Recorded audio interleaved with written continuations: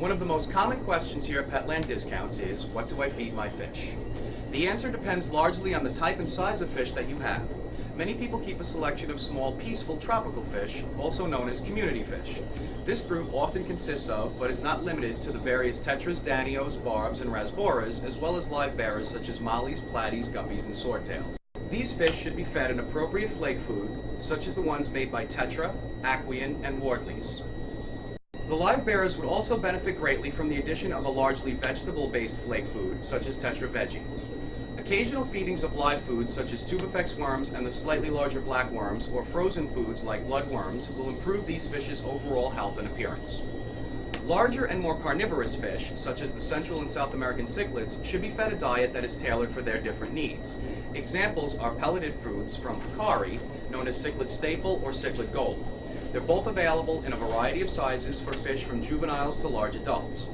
For very large fish like arowana, Oscars, and Lukanani, you may choose to use Tetra's jumbo sticks to fulfill their appetites more quickly.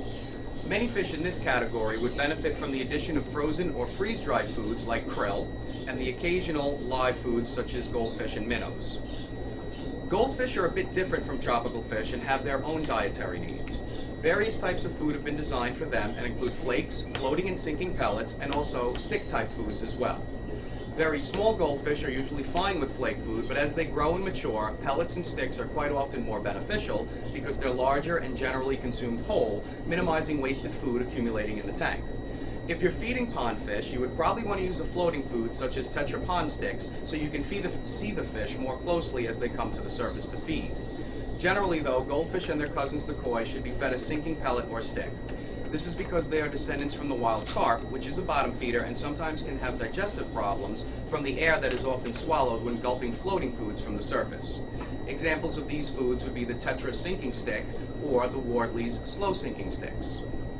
In any of these and other setups, you may also have various catfish or other scavengers that generally dwell at the bottom of the tank, like the Coreodora species, Pimlidellas, and others. These you would generally feed sinking pellets or wafers a few times a week after turning off the lights at night to prevent the other fish from eating it before they can. For plecos and other algae-eating fish, the Wardley's spirulina discs and Tetra Veggie wafers would be fed in the same way. Remember, in general, some fish are far more aggressive eaters than other more shy ones. If you find this in your tank, try to feed some of the food at one side of the tank, then at the other, or you can put a flake food in and then add some sinking food that can get down to the shy ones while the aggressive eaters feed from the top. Overall, most fish will be healthier if fed frequent small amounts throughout the day rather than infrequent large amounts. A good idea is 2 to 3 feedings that take no more than 2 minutes or so to be fully eaten. For most community fish, use the fish's eye as a general guide to the size of its stomach and look to fill that amount of space per fish. Goldfish may eat a bit more, and big carnivores can be fed larger meals less frequently. You may find automatic feeders a convenient way to feed your fish. They're generally a great way to feed your fish on a routine basis even when you're not around, and can be filled with flakes, sticks, pellets, or even granules, depending on the brand. Eheim and Nutrifin make excellent examples. Going away on vacation? Don't forget a vacation feeder for the fish, such as these from Wardley or Tetra, or maybe even the automatic feeder. As always, feel free to stop into your local Petland Discounts and ask an associate any questions you may have about feeding your fish and about fish with special needs.